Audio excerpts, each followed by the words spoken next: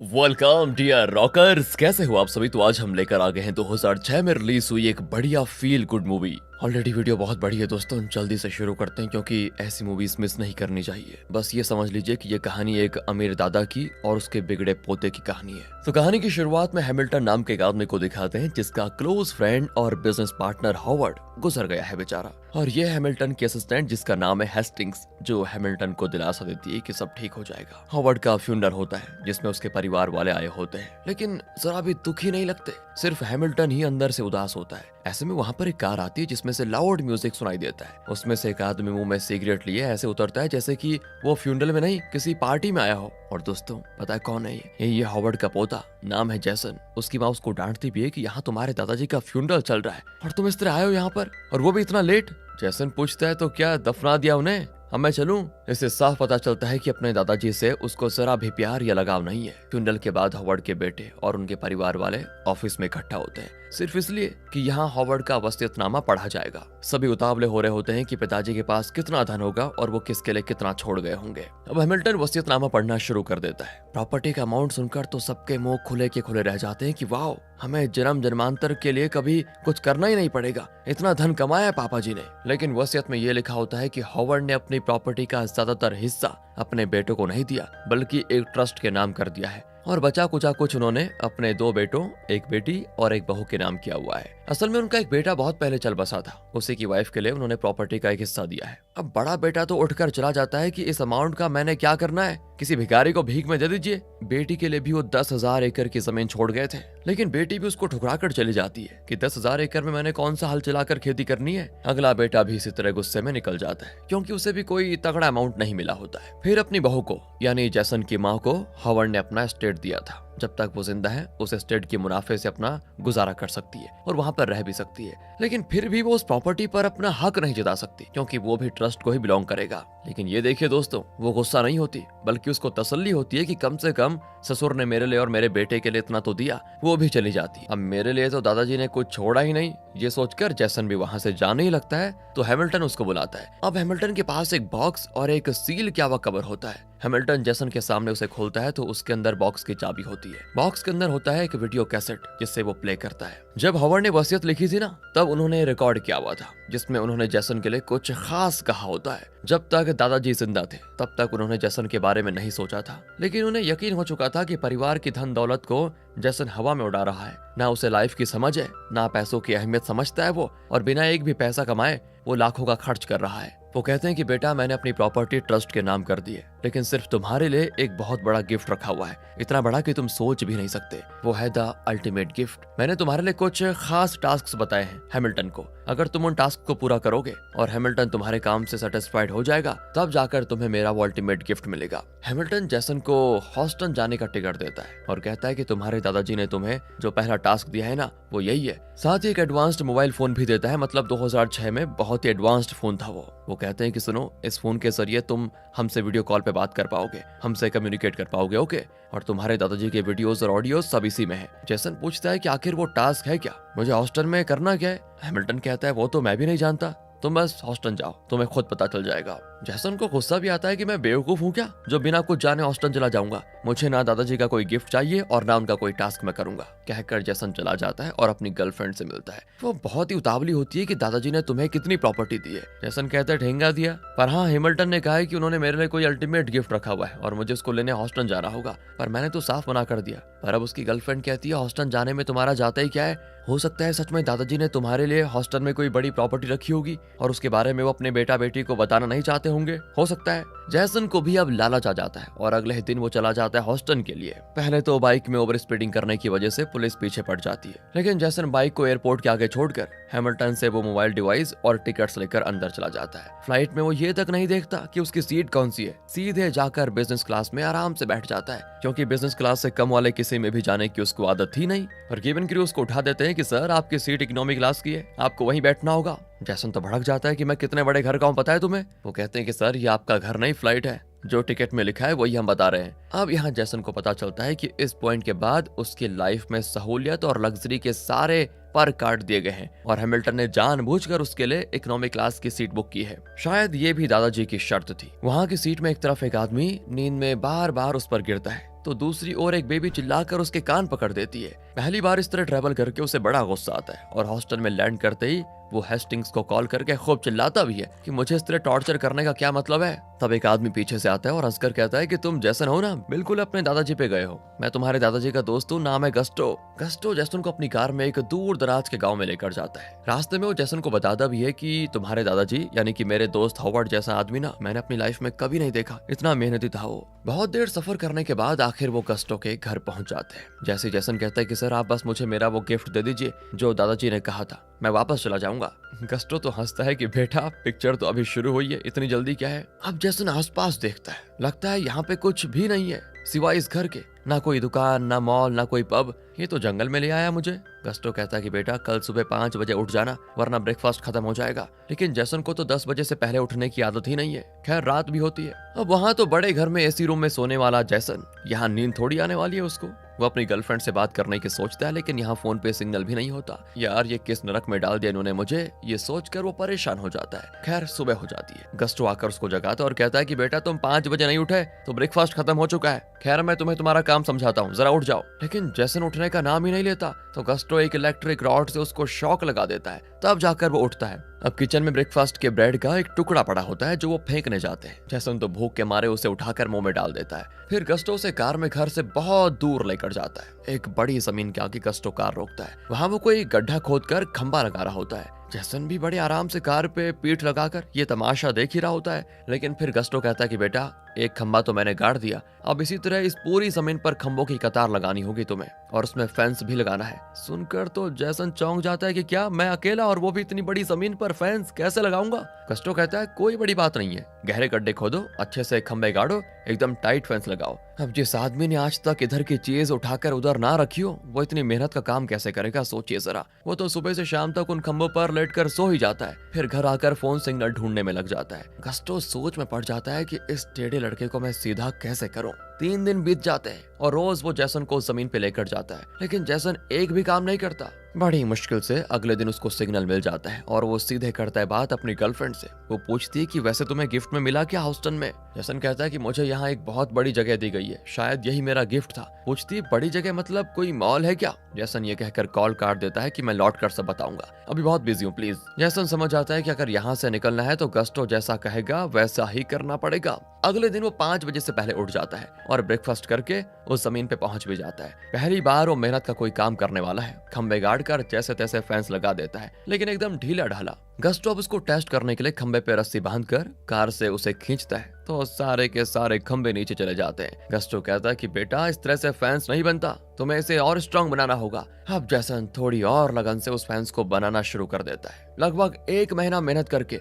वो उस फैंस को पूरी तरह से लगा भी देता है। इस बार गस्टो चेक करता है तो वो चीज उसको एकदम परफेक्ट लगती है और यहाँ उसको जैसन की मेहनत साफ नजर आती है। वो कहता है कि बेटा अब तुम लाइफ में कुछ भी करने के लिए तैयार हो, यहाँ पर तुम्हारा टास्क पूरा हुआ। इस तरह वो खुशी खुशी उसे वापस भेजने के लिए एयरपोर्ट आ जाता है। तब वो जैसन को बताता है कि तुम्हारे दादाजी ने मुझे कहा था कि एक दिन मेरा पोता तुम्हारे पास आएगा, उसे तुम ये सिखाना कि मेहनत किसे कहते हैं। मैंने अपनी तरफ से पूरी कोशिश की और तुमने सीख भी लिया कि मेहनत क्या चीज होती है। तुम देखना लाइफ में जरूर सफल बनोगे। कहकर वो जैसन को वहां उतार देता है। जैसन पूछता है कि सर आपने जो कहा वो मैंने कर दिया, कम से कम अब तो मुझे वो अल्टीमेट गिफ्ट दे दीजिए। और इस पर गस्टो हंसकर चला जाता है। जैसन की कुछ समझ में नहीं आता। वो वापस आकर हेस्टिंग्स और हैमिल्टन से पूछता है कि क्या है, कहाँ है मेरा गिफ्ट। वो कहते हैं कि तुमने वहाँ मेहनत का पाठ सीख लिया है बेटा, वही है तुम्हारा अल्टीमेट गिफ्ट। तुम्हारे दादाजी ने कहा था कि तुम्हारा हर एक टास्क अपने आप में तुम्हारे लिए गिफ्ट होगा और जब तुम उन सारे गिफ्ट्स को पालोगे तब जाकर तुम्हें उनका वो अल्टीमेट गिफ्ट मिलेगा। अब जैसन को बड़ा गुस्सा आता है और कहता है कि ये क्या है, मुझसे नहीं होगा ये सब। हैमिल्टन कहता है कि अगर नहीं होता तो छोड़ दो बेटा,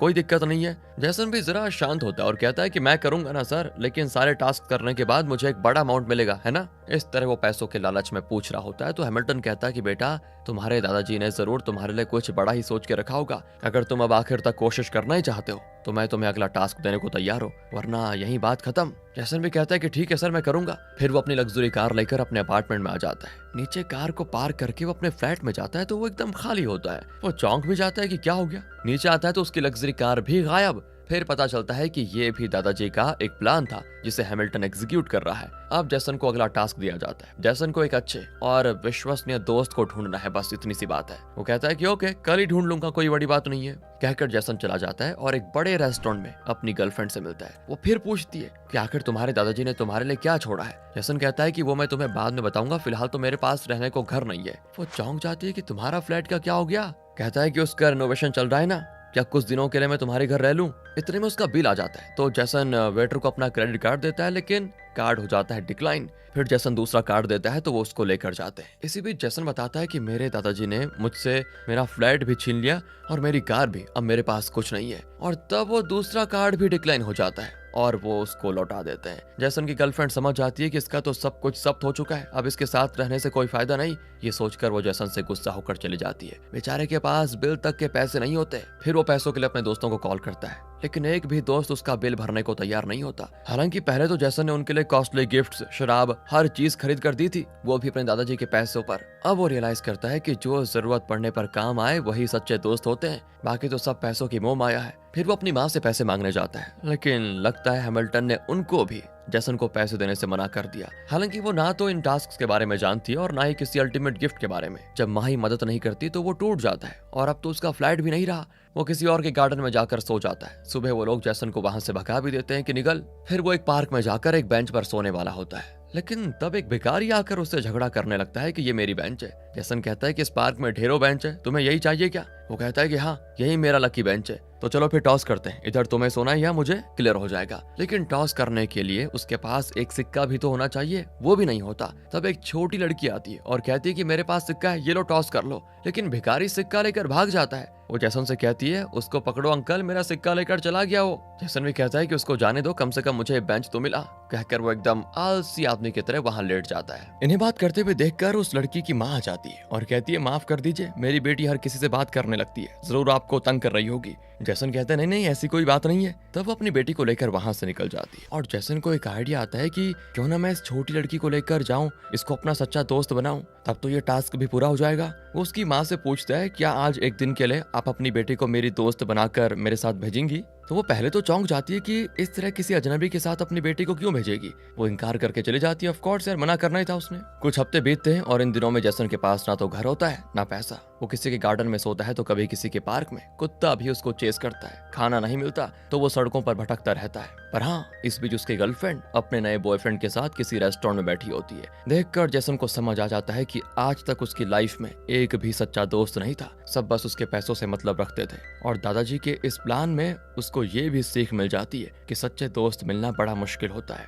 अब अगले दिन पार्क में उस माँ और बेटी से भिखारी खाना छीन रहा होता है, लेकिन तब जैसन उसके बेंच पे बैठने की एक्टिंग करके उसे वहां से भगा देता है। ये सब उन दोनों को काफी फनी लगता है और उस छोटी बच्ची को जैसन पसंद आ जाता है। इस बच्ची का नाम है दोस्तों एमिली और उसकी माँ का नाम है एलेक्सिया। वो जैसन को अपना खाना देती है और तब जैसन उन्हें अपने बारे में सब बताता है। एलेक्सिया तो हैरान रह जाती है कि क्या तुम इतने रईस आदमी के पोते हो। और अब एमिली जैसन की फ्रेंड बनकर उसके साथ जाने के लिए मान जाती है और पूछती है कि बदले में आप हमें क्या दोगे। जैसन कहता है कि मुझे खुद कुछ नहीं पता कि दादाजी ने मेरे लिए क्या छोड़ा है, लेकिन मुझे जो कुछ मिलेगा उसका एक हिस्सा मैं आप दोनों को जरूर दूंगा, प्रॉमिस। एलेक्सिया कहती है कि तुम इस बच्ची की बात को सीरियसली मत लेना, हमें कुछ नहीं चाहिए, लेकिन हाँ, हम तुम्हारी मदद जरूर करेंगे। अब जैसन एलेक्सिया और एमिली को लेकर हैमिल्टन के सामने आ जाता है और कहता है कि इस बच्चे का नाम एमिली है और ये मेरी सच्ची दोस्त है। हैमिल्टन एमिली से पूछता है कि क्या सच में तुम इसकी जिगरी दोस्त हो, इसके लिए कुछ भी करोगी तुम। एमिली तो बहुत ही क्यूटली कहती है हाँ दादू, मैं जैसन के लिए कुछ भी करूंगी, प्रॉमिस। उसके जवाब सुनकर हैमिल्टन अपनी स्माइल रोक नहीं पाता और अब हैमिल्टन एकदम सेटिस्फाइड हो जाता है कि चलो एक बच्ची सही, लेकिन 1 महीने के अंदर जैसन ने अपने लिए एक सच्ची दोस्त तो ढूंढी। इस तरह जैसन का दूसरा टास्क भी होता है पूरा। फिर जैसन ऑफिस में रखे कुछ फोटोज को देखता है जिसमें उसके दादाजी हॉवर्ड, हैमिल्टन और दूसरे लोग होते हैं। तब हेस्टिंग्स उसे बताती है कि हैमिल्टन और हॉवर्ड कितने क्लोज फ्रेंड्स थे। इतना ही नहीं, जब हैमिल्टन के दोनों किडनीज फेल हुए थे तो हॉवर्ड ने उसको अपना एक किडनी भी डोनेट किया था। इतने क्लोज थे दोनों और बिजनेस में पार्टनर्स भी, और इसीलिए दादाजी को हैमिल्टन पर इतना विश्वास था और इतनी बड़ी प्रॉपर्टी को उन्होंने हैमिल्टन के भरोसे छोड़ दिया। फिर दादाजी का अगला वीडियो प्ले किया जाता है। जैसन ने जो गस्टो की जमीन पर फेंस लगाने का काम पूरा किया था ना, उसके लिए जैसन को एक छोटी रकम दी जाती है और तब दादाजी वीडियो में कहते हैं कि तुमने मेरे दोस्त गस्टो के लिए जो काम किया उसकी ये सैलरी है। अब तुम्हें पता चल गया होगा कि रकम को कमाने के लिए कितनी मेहनत करनी पड़ती है। ये सब बिना जाने तुम इतने दिन किसी तरह पैसों को पानी की तरह बहा रहे थे। उसकी लिस्ट है मेरे पास। वैसे एक होटल में खाने के बाद तुमने टिप्स के तौर पर 20 लाख रुपए दिए थे। फिर फ्रेंड को पार्टी देना, उनके साथ टूर पर जाने के लिए लाखों में खर्चा करते रहे। लेकिन वो पैसे जो तुमने उड़ाए वो तुम्हारी मेहनत के नहीं थे। लेकिन अब ये पैसे, ये तुम्हारी मेहनत के पैसे हैं, और शर्त यह है कि इसमें से एक भी पैसा तुम अपने लिए खर्च नहीं करोगे, बल्कि जिसे इन पैसों की जरूरत होगी उस इंसान के लिए तुम इसे खर्च करोगे। ऐसा करके तुम क्या सीखोगे, वही होगा तुम्हारा अगला गिफ्ट। जैसन हैमिल्टन से कहता है कि आपको कैसे पता चलेगा कि मैं इससे किसकी मदद कर रहा हूँ, मैं खुद अपने लिए लूं तो क्या होगा। हैमिल्टन फिर हंसता है कि 24 घंटे हमारे आदमी तुम पर नजर रखे हुए हैं। तुम कहाँ जाते हो, क्या करते हो, हम सब जानते हैं। सुनकर जैसन को बड़ा गुस्सा आता है कि ये लोग तो हर पल मुझे वॉच कर रहे हैं यार। वो पैसे लेकर सीधे पार्क में जाता है जहाँ वो उस भिखारी को पैसे देने वाला होता है, लेकिन वो किसी का बैग चुरा कर लाया होता है और जैसन को देखते ही उस बैग को फेंक कर भागता है। तब जैसन उस बैग के अंदर एलेक्सिया और एमिली की फोटो देखकर समझ जाता है कि ये तो एलेक्सिया का बैग है। उसमें एक हॉस्पिटल का बिल भी होता है। जैसन बैग लेकर उस हॉस्पिटल में जाता है, लेकिन वहाँ पर पता चलता है कि शायद एमिली को कोई बहुत बुरी बीमारी है। जैसन से उसकी हालत देखी नहीं जाती और वो चुपके से बैग रख कर आ रहा होता है कि एलेक्सिया आ जाती है। जैसन कहता है कि पार्क में उस भिखारी के पास आपका बैग था, उसी को लौटाने आया था मैं। वैसे एमिली को क्या हो गया है? और तब वो बताती है कि एमिली को कैंसर है और डॉक्टर ने बोन मैरो ट्रांसप्लांट ट्राई किया था, लेकिन कोई फायदा नहीं हुआ। वो बहुत दुखी होती है अपनी बच्ची के लिए और लाइफ में पहली बार जैसन किसी दूसरे की फीलिंग्स को समझता है, उनके लिए सहानुभूति महसूस करता है। वो अपने पैसे इन्हीं को देने का फैसला करता है क्योंकि यहाँ ट्रीटमेंट के लिए $1600 चाहिए होते हैं, जो कि एलेक्सिया के पास नहीं है। तब जैसन कहता है कि मैं वो बिल भर देता हूँ, आप फिक्र मत कीजिए। लेकिन एलेक्सिया कहती है अगर तुम्हें इतनी बड़ी रकम मिली है तो जरूर ये भी तुम्हारे दादाजी का दिया हुआ कोई टास्क होगा। आगे से अपने टास्क के लिए मेरी बेटी का इस्तेमाल मत करना, मुझे नहीं चाहिए तुम्हारे पैसे। सुनकर जैसन को बुरा भी लग जाता है यार, और वो नीचे आ जाता है। तब रिसेप्शन के पास एक आदमी न्यूज़पेपर खोलकर अपना मुंह छुपाकर बैठा होता है। जैसन समझ जाता है कि ये पक्का मुझ पर नजर रखने वालों में से कोई होगा। वो पेपर हटाकर कहता है कि तुम ये देखने बैठे हो ना कि मैं इन पैसों को कैसे खर्च करता हूँ, राइट? एलेक्सिया को $1600 की जरूरत है, इसमें $1500 है। तुम एक काम करो, अपनी जेब से $100 डालो और एलेक्सिया का बिल भर दो और हैमिल्टन से कह देना कि मैं मेहनत से वो $100 वापस दे दूंगा। और उसी दिन वो न जाने कैसे और पता नहीं कहां से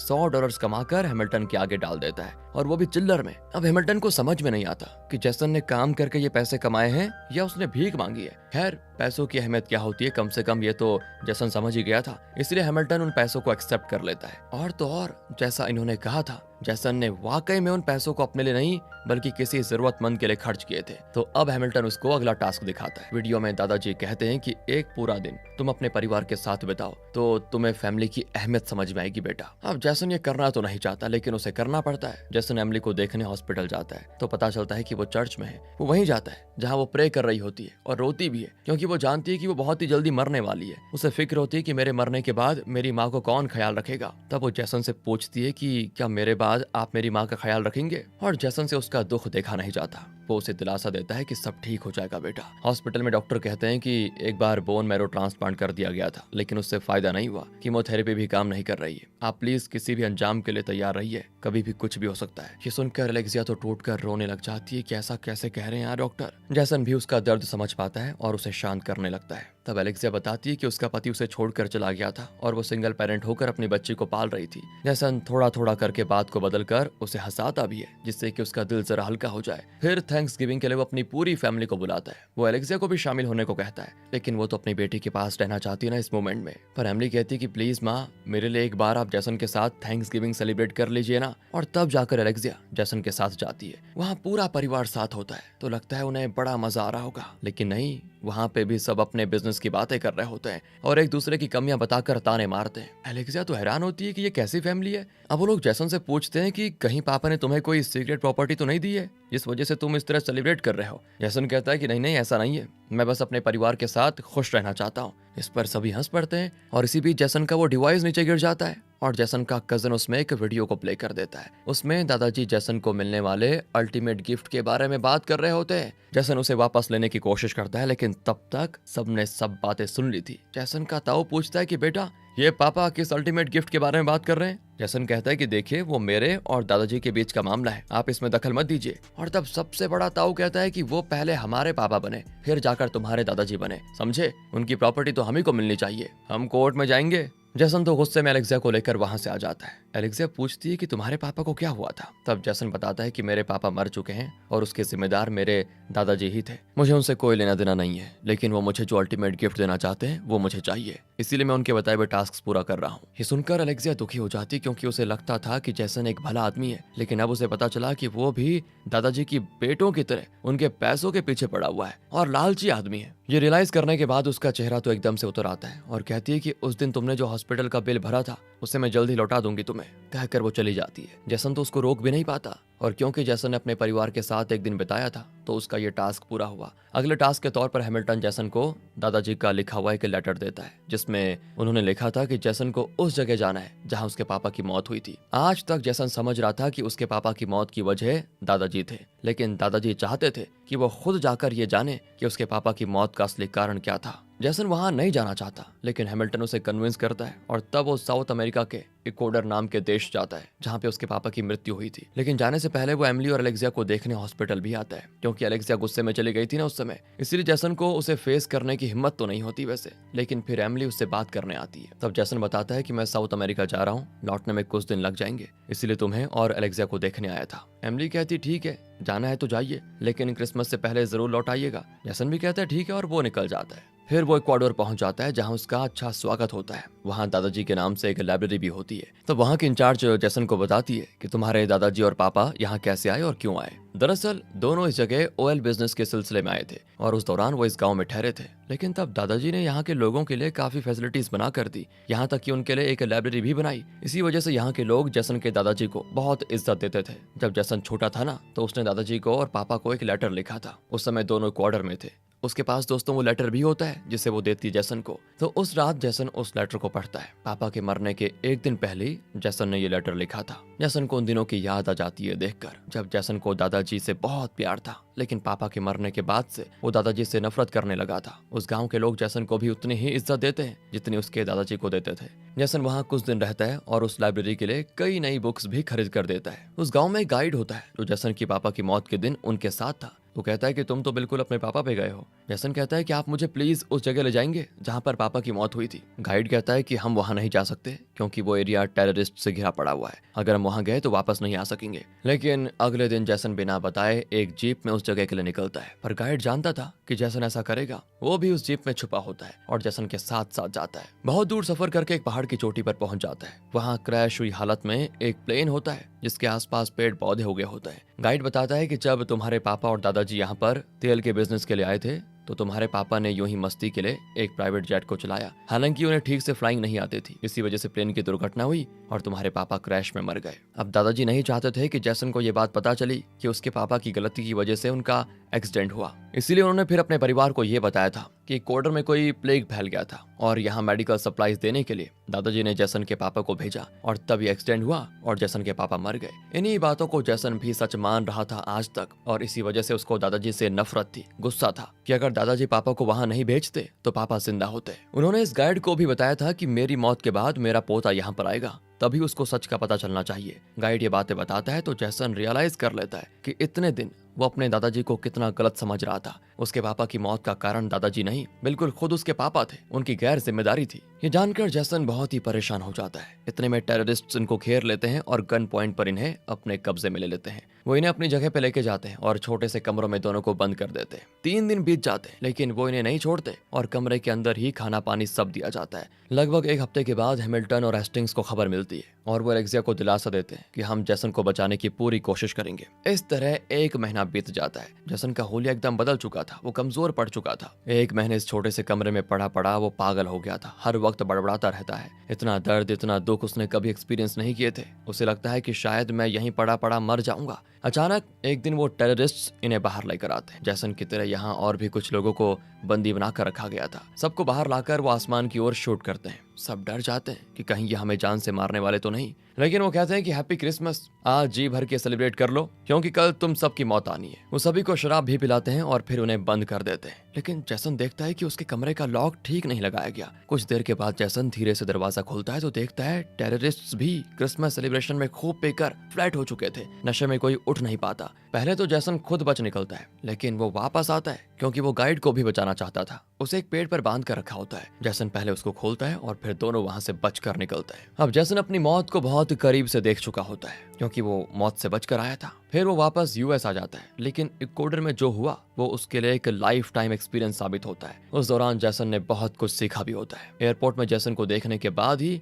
एलेक्सिया की जान में जान आती है। वो बहुत डर गई थी कि कहीं जैसन को वहां कुछ हो तो नहीं गया। खुशी के मारे वो जैसन से लिपट जाती है। फिर जैसन घर आकर दादाजी के लेटर्स को देखता है जिसमें उन्होंने जैसन को ये बताने की कोशिश की थी कि उसके पापा की मौत का कारण दादाजी नहीं थे। बहुत इमोशनल होकर उन्होंने ये लेटर्स लिखे थे, लेकिन जैसन को उनसे जो नफरत थी उस वजह से उसने अब तक वो लेटर खोलकर पढ़े भी नहीं थे। लेकिन अब सच जानकर वो उन लेटर्स को पढ़ता है। वो समझ पाता है कि दादाजी अपने बेटे को खोकर कितने दुखी में थे, लेकिन उस दुख को भुलाकर अपने पोते की खातिर उन्होंने क्या क्या किया। अब ये पढ़कर जैसन बहुत इमोशनल हो जाता है कि जिस आदमी ने मेरे लिए इतना कुछ सोचा उनसे मैं नफरत करता रहा, बताओ। और तो और जैसन जो बहुत ही गैर जिम्मेदार इंसान था, उसे इस तरह के लाइफ एक्सपीरियंसेस मिले हैं तो उसका क्रेडिट दादाजी को ही दिया जाता है। और दोस्तों, ये सारे एक्सपीरियंसेस जरूर जैसन के लिए बड़े से एक बड़े गिफ्ट से कम नहीं है। उसके अंदर ऐसा बदलाव देखकर हैमिल्टन को भी बहुत खुशी होती है और वो भी इमोशनल सा हो जाता है। उसे इस बात की खुशी होती है कि उसके दोस्त ने उसे जो काम दिया था उससे वो बखूबी निभा पाया। फिर जैसन एमिली को देखने आता है क्योंकि उसने कहा था ना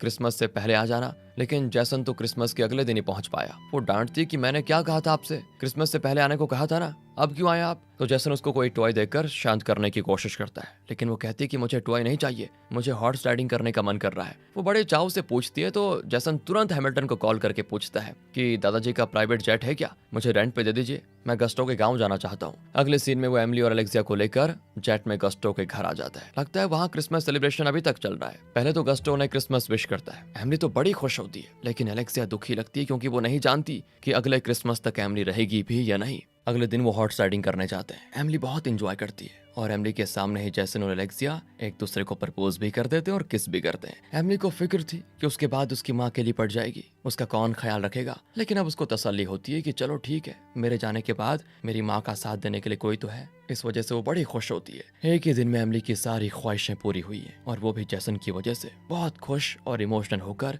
वो जैसन से कहती है कि आज मैं बहुत खुश हूँ और मुझे इतनी सारी खुशी एक साथ देने के लिए थैंक यू। कहते कहते वो रोने लग जाती है तो जैसन भी इमोशनल हो जाता है और उसे उठाकर कमरे में लेकर जाता है। उस रात जैसन एक फैसला लेता है। अगले दिन वो हैमिल्टन और दूसरों को बताता है कि अब तक उसने जो दादाजी के द्वारा टास्क पूरे किए उनके द्वारा उसने क्या सीखा, लाइफ को वो किस तरह समझा। उसे पहले ये लगा था कि जब हाथ में पैसे होंगे तो आसपास मंडराने वाले लोग सच्चे दोस्त होंगे, लेकिन दादाजी के टास्क ने उसे बता दिया कि असली दोस्ती कौन है और सच्चा प्यार क्या होता है। वो यही कहते हैं, अब मेरी समझ में आ गया कि ये सारे टास्क देकर, इतने सारे एक्सपीरियंसेस देकर, लाइफ लेसन देकर दादाजी ने मुझे सच में अल्टीमेट गिफ्ट दिया है। यही है मेरा अल्टीमेट गिफ्ट। उसकी बातें और उसमें बसी हुई मैच्योरिटी और सुलझी हुई सोच देखकर हैमिल्टन ही नहीं बाकी लोग भी हैरान हो जाते हैं। हैमिल्टन कहता है कि बेटा तुम 5 मिनट बाहर वेट करो, मैं तुम्हें बुलाऊंगा उसके बाद। जैसन बाहर चला जाता है। अंदर ये लोग कुछ डिस्कस करते हैं और फिर जैसन को बुलाते हैं। हैमिल्टन बहुत इमोशनल होकर कहता है कि शुरू में तुम्हें टास्क देते हुए हमें शक था कि तुम इन टास्क को पूरा करने के काबिल हो भी या नहीं, लेकिन हमने एक्सपेक्ट नहीं किया था कि तुम इस कदर बदल जाओगे और जैसा तुम्हारे दादाजी ने तुम्हें बदलने की कोशिश की थी तुम उसी तरह के अच्छे इंसान बन गए हो। बेटा अब दादाजी के दिए हुए सारे टास्क पूरे हो चुके हैं जिन्हें तुमने बखूबी कर दिखाया, और इसके लिए तुम्हें जो अल्टीमेट गिफ्ट मिलने वाला है वो जानते हो क्या है? $100 मिलियन। तुम जीत गए बेटा। लेकिन अब जैसन को लगता है कि उसे ये पैसे नहीं चाहिए। वो फैसला करके आया था कि लाइफ में पैसे नहीं, अनुभव, सच्ची दोस्ती, सच्चे रिश्ते सब इंपॉर्टेंट होते हैं। लेकिन ये लोग उसको पैसे देकर फिर से बदलना चाहते हैं। लेकिन तब हेस्टिंग्स भी कहती है कि तुम्हें इस माइंडसेट के साथ देखकर हम सबको बड़ी खुशी हुई है। पैसे बुरे नहीं होते, बस उसे इस्तेमाल करने वाले इंसान अच्छे या बुरे होते हैं। तुम अच्छे हो, इसीलिए हमें पता है कि तुम इन पैसों का भी अच्छा और सही इस्तेमाल करोगे, इसीलिए इनको ले लो और वो सब करो जो तुम करना चाहते हो। लाइफ में आगे बढ़ो और दूसरों को भी अपने साथ लेकर चलो। उसके प्रोत्साहन से जैसन वो चेक ले लेता है और वापस अपने अपार्टमेंट की ओर आने लग जाता है। अब वो किसी बिल्डिंग का प्लान बना रहा होता है, तब उसकी एक्स गर्लफ्रेंड उससे मिलने आती है। वो जान चुकी थी कि अब जैसन के पास फिर से पैसे आ चुके हैं, इसीलिए वो उसके साथ क्लोज होने की कोशिश करती है। पहले की बात होती तो जैसन को बड़ा गुस्सा आता अपनी एक्स गर्लफ्रेंड पर, लेकिन अब वो गुस्सा नहीं होता और ना ही रिएक्ट करता है, उसे इग्नोर कर देता है। जैसे कि अब ना जैसन को इससे प्यार है और ना नफरत। वो जैसन के लिए एक अजनबी लड़की है, बस इतना। तो अगले सीन में वो एक बिल्डिंग का प्लान बनाता है और मीटिंग में प्रेजेंट करता है। वहाँ हैमिल्टन, हेस्टिंग्स, अलेक्सिया सभी होते हैं। कुछ इन्वेस्टर्स भी बैठे होते हैं। असल में जैसन ने किसी बिजनेस के लिए इस बिल्डिंग का प्लान नहीं बनाया था,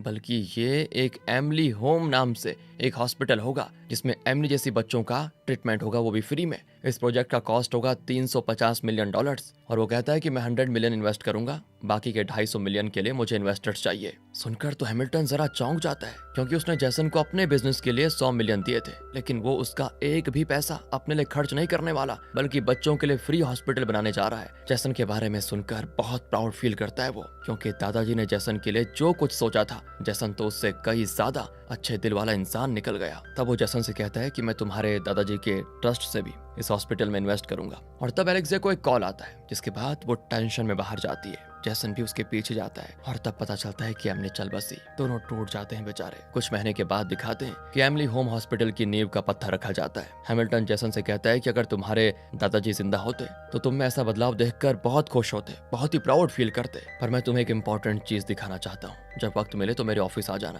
कहकर वो चला जाता है। जैसन भी हैमिल्टन से मिलने जाता है और वहां वो जैसन को एक वीडियो फुटेज प्ले करके दिखाता है। उस दिन एमिली की ट्रीटमेंट के लिए जैसन को $1600 की जरूरत थी, लेकिन उसके पास सिर्फ $1500 थे। उसने कहा था कि $100 हैमिल्टन से ले लेना, मैं बाद में हैमिल्टन को दे दूंगा। उसी शाम जैसन ने $100 हैमिल्टन को लौटाए, और वो भी चिल्लर में। जैसन ने वो पैसे कैसे जोड़े, उसकी हैमिल्टन ने वीडियो बनाई थी, क्योंकि उस वक्त जैसन को वो 24 घंटे मॉनिटर कर रहा था। यही वीडियो है जो वो जैसन के लिए प्ले करता है। उसमें जैसन आते जाते लोगों से पैसे मांगता है, न्यूज़पेपर बेचता है, छोटे छोटे पौधे बेचता है, और इस तरह उसने वो $100 कमाए थे। ये देखकर दोनों हंस भी पड़ते हैं, और आखिर में जैसन को वो उस कमरे में लेकर जाता है जहां बैठकर दादाजी ने अपनी वीडियोस रिकॉर्ड की थी। उस कमरे में जाकर जैसन को ऐसा फील होता है जैसे उसके दादाजी यहीं पर हैं, उसके साथ। उस वीडियो में दादाजी कहते हैं कि अगर ये वीडियो प्ले किया जा रहा है तो इसका मतलब यह है कि मुझे अपने पोते से जो उम्मीद थी वो उससे कई ज्यादा अचीव कर चुका है, और अपने दादाजी को प्राउड फील बना चुका है। और बेटा, अब तक तुम भी मेरे बारे में समझ गए होंगे कि मैं तुमसे कितना प्यार करता था। तुमने मेरे लेटर्स भी पढ़ लिए होंगे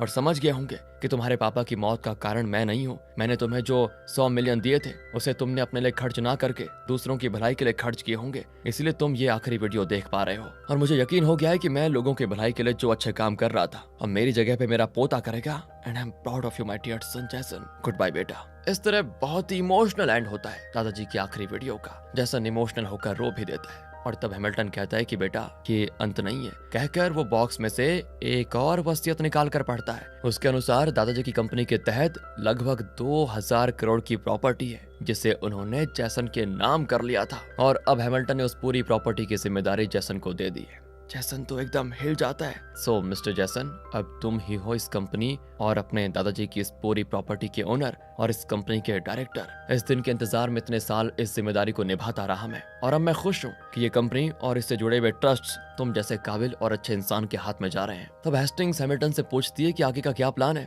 हैमिल्टन कहता है कि और क्या, अब हम दोनों कहीं वेकेशन पे जाके मस्त एंजॉय करेंगे। लगता है दोस्तों इन दोनों के बीच एक लव स्टोरी चल रही है। यहाँ जैसन अपने अपार्टमेंट के नीचे अकेला बैठा होता है, तब एलेक्सिया आती है और दोनों बैठकर मजे से बातें कर रहे होते हैं। आखिर में किस भी करते हैं, और इसी हैप्पी एंडिंग के साथ ये मूवी यहाँ पर खत्म होती है। रुकिए, वैसे मूवी दोस्तों 3 पार्ट्स में, the ultimate gift, the ultimate life and the ultimate legacy. तीनों बढ़िया मूवीज हैं। पार्ट 1 यहाँ हम देख चुके हैं। पार्ट 2 यानी द अल्टीमेट लाइफ में ये बताया गया कि दादाजी ने किस तरह एक मजदूर के रूप में लाइफ की शुरुआत की और फिर अपनी कड़ी मेहनत और लगन से इस बिजनेस साम्राज्य की स्थापना की। ये बहुत ही मोटिवेशनल कहानी है वैसे। और पार्ट 3 द अल्टीमेट लेगेसी, ये भी बहुत ही बढ़िया और मोटिवेटिंग मूवी है। हम बाकी के 2 पार्ट्स भी लाना तो चाहते हैं, लेकिन आप देखना पसंद करोगे या नहीं ये कमेंट्स में बताइए। और जितने ज्यादा कमेंट रिक्वेस्ट्स होंगे उन्हीं के आधार पर हम डिसाइड कर पाएंगे कि 2 पार्ट्स आगे के लाने हैं या फिर नहीं। अगर आपको वीडियो अच्छी लगी हो, स्टोरी अच्छी लगी हो, तो भाई लाइक कर दीजिए। चैनल को सब्सक्राइब भी ध्यान रखिए अपना। Thanks for watching.